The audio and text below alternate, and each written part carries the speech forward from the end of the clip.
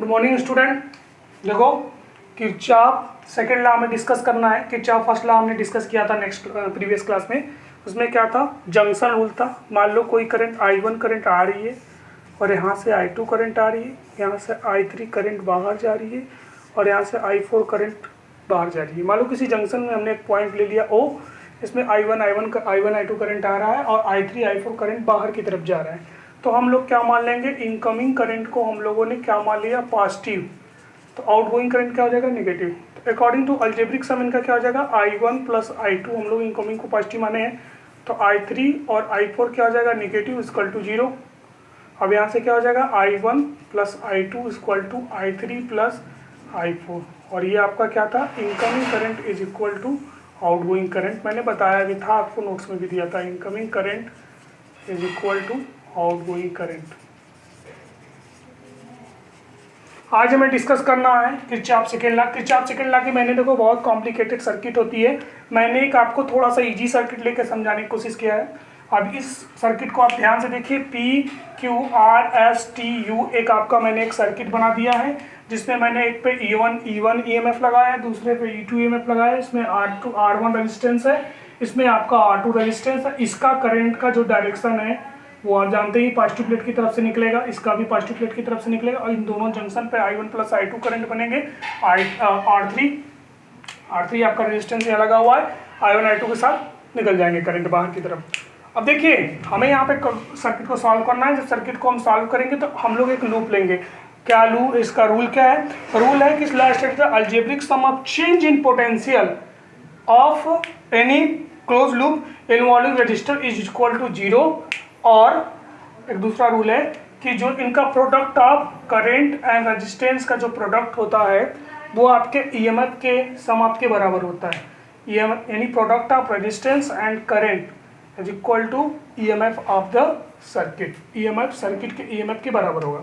अब ध्यान से देखो, PQRU हम लोगों ने एक लूप ले लिया, PQRU P भी ले लो, यानी यहाँ से स्टार्टिंग किए और P तक गए। PQRUP लूप में हम लोग क्या करेंगे, अब इसको सॉल्व करेंगे तो हम एक डायरेक्शन मान लेंगे। डायरेक्शन मानना ही पड़ेगा। डायरेक्शन हम लोगों ने क्या मान लिया, हमने डायरेक्शन मान लिया क्लॉकवाइज हमने डायरेक्शन मान लिया। यहाँ से ध्यान से देखना, क्लॉकवाइज हमने ऐसे डायरेक्शन मान लिया। तो क्लॉकवाइज डायरेक्शन मानेंगे तो आपका R1 को ध्यान से देखो, I1 करंट इधर की तरफ फ्लो कर रहा है, I2 करंट इधर की तरफ फ्लो कर रहा है। हम लोगों ने सर्किट लिया है लूप लिया है PQRUP। तब इस लूप में जब हम लोग लगाएंगे तो क्या हो जाएगा, देखो R1 इधर पर, तो ये आपका क्लॉकवाइज हम लोग लिए हैं, लेकिन ये फ्लोइंग कर रहा है एंटी क्लॉकवाइज। तो यहाँ से I1 और R1 का प्रोडक्ट क्या हो जाएगा, माइनस I2 R2 उसी डायरेक्शन में बह रहा है जिस डायरेक्शन में हमें जाना है। I2 R2 आपका क्या हो जाएगा, प्लस, और ये आपका बराबर हो जाएगा EMF के। EMF का देखो, पहला वाला EMF किस डायरेक्शन में जा रहा है, ये डायरेक्शन में जा रहा है अपोजिट, तो ये हो गया निगेटिव। और दूसरा वाला जा रहा है सेम डायरेक्शन में, ये हो गया आपका पॉजिटिव। फिर से देखो इस लूप में क्या है, हम इस लूप में देखेंगे डायरेक्शन करंट का क्या है। करंट का डायरेक्शन क्या है, हम लोगों ने क्लॉकवाइज माना है, करंट का डायरेक्शन यहाँ पे अपोजिट है, इसीलिए माइनस I1 R1 हुआ। लेकिन इस केस में क्या है, सेम डायरेक्शन में जा रहा है, क्लॉकवाइज जाएगा तो ये भी ऐसे जाएगा। तो यहाँ पे I2 R2 और किसके बराबर होगा, EMF के। EMF सर्किट की क्या है, माइनस E1, यहाँ पे क्या है, सेम, यहाँ अपोजिट डायरेक्शन माइनस हो गया, सेम डायरेक्शन क्या हो गया, पॉजिटिव हो गया। एक और लूप लेते हैं, URSTU, दूसरा लूप लेते हैं URSTU, ये URSTU। अगर इस लूप में हम जाएं, अब आप क्या करेंगे, जैसे बोलिए क्लॉकवाइज एंटी क्लॉकवाइज। चलो एक बार फिर क्लॉकवाइज लेते हैं। हम लोगों ने क्लॉकवाइज ले लिया, तो ऊपर ध्यान से देखो, ये वाला केस आपका क्या हो जाएगा, ये P अपोजिट है और ये भी अपोजिट है। देखो ये भी इस डायरेक्शन में जा रहा है और ये भी आपका क्या जा रहा है, इस डायरेक्शन में जा रहा है, दोनों अपोजिट है। तो उस केस में आपका क्या हो जाएगा,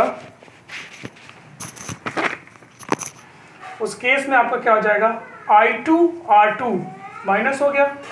यहाँ पे आएंगे तो R3 के साथ I1 I2 है, I1 प्लस I2 करंट है, इसके साथ क्या है, R3 है, ये भी अपोजिट डायरेक्शन में। इसका भी डायरेक्शन देख लीजिए, हमने क्लॉकवाइज माना है, इसका डायरेक्शन हमने माना है, तो ये क्या हो गया, अपोजिट। यहाँ पर भी क्या है, अपोजिट।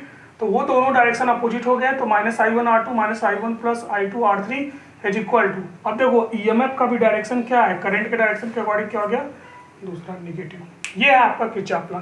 किरचॉफ्स लॉ में सेकंड देखो कॉम्प्लिकेटेड सर्किट सॉल्व करने के लिए किया जाता है, ध्यान से लूप बना के सॉल्व करो, एक दो क्वेश्चन सॉल्व करोगे हो जाएगा। फिर से मैं इसको लूप को रिवाइज कर दे रहा हूँ। जब हम लोग एक सर्किट बनाएंगे और सर्किट में पी क्यू आर यू बनाएंगे तो हम लोग क्लॉकवाइज डायरेक्शन लेंगे, तो इसका प्रोडक्ट I1 और R1 का प्रोडक्ट क्या हो जाएगा, इसके अपोजिट हो जाएगा, जो हमने माना है क्लॉकवाइज तो माइनस हो गया, फिर इसका सेम डायरेक्शन में हो गया प्लस हो गया, और फिर देखो ये ऑन ये भी अपोजिट डायरेक्शन करंट के था माइनस हो गया, फिर ये क्या हो गया प्लस हो गया।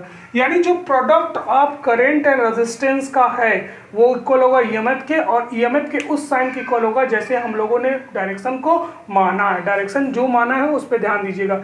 डायरेक्शन हम लोग करंट के अकॉर्डिंग सेट करेंगे, करंट इधर है तो आपका ये निगेटिव हो जाएगा, करंट के सेम डायरेक्शन में हो जाएगा तो पॉजिटिव हो जाएगा। तो देखो यहाँ पे क्या हो गया पॉजिटिव हो गया, और यहाँ पे क्या हो गया निगेटिव। फिर हम लोगों ने लूप लिया VRSTU, एक लूप लिया, उसमें हम लोगों ने फिर क्या लिया क्लॉकवाइज डायरेक्शन, तो यहाँ देखो दोनों निगेटिव हो जाएंगे, यानी I2 R2 माइनस में हुआ, फिर ये देखो फिर ये निगेटिव हो गया, minus I2 plus R2 is equal to R3 is equal to minus E2। अभी दोनों सर्किट को हम क्या कर सकते हैं, दोनों के करंट की वैल्यू रख के सॉल्व कर लेंगे। अब बोलेंगे सर इसका जरूरत क्या है, जरूरत इसका बहुत जगह पे है। मान लो I1 R2 में कोई 2-4 वैल्यू दिया होता है, एक दो वैल्यू को आपसे पूछता तो आप इसे सॉल्व करके इस वैल्यू को क्या कर सकते थे, निकाल सकते थे। फिर ठीक है, ओके।